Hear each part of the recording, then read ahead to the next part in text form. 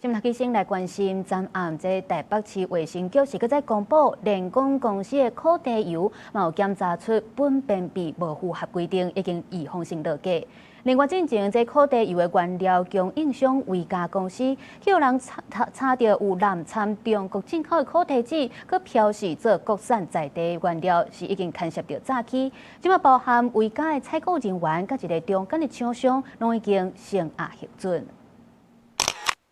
又甲有烤茶油苯便比超標，聯講國際企業有限公司自主通報，所賣的百年長冷壓黃金烤茶油驗到苯便比1公斤6.3微克，無符合規定，是標準的3倍以上。這項產品是由家己的限量法供應，聯講進貨了後，敢若佇家己的門市咧賣，業者進貨300罐，其他還未賣出去的218罐是有風險落架。台北市衛生局獲報，第一時間立即會同食藥署前往該公司進行稽查，並以責令下架，不得販售。那像進口中國烤茶籽南來用的維嘉國際公司，製圖的實際負責人互檢調約談，透明核實了後100萬交保，現金的登記負責人50萬交保，生出來採購30萬交保。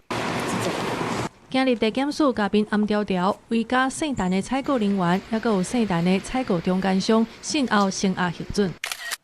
就是這擺的永豐有為國製造咧賣的在地金花小果烤茶油，驗到苯便比超過標準，經過業者自主通報，後手市面的高江三甲丁無烤茶油，攏互人發現有異常。問題油的源頭攏指向維嘉公司甲家己的原村製油廠，北檢懷疑維嘉公司買國產的在地原料，實際若像有進口中國的烤茶籽，則閣互原村代工生產，專案向刑法詐欺、虛偽標記等方向偵辦。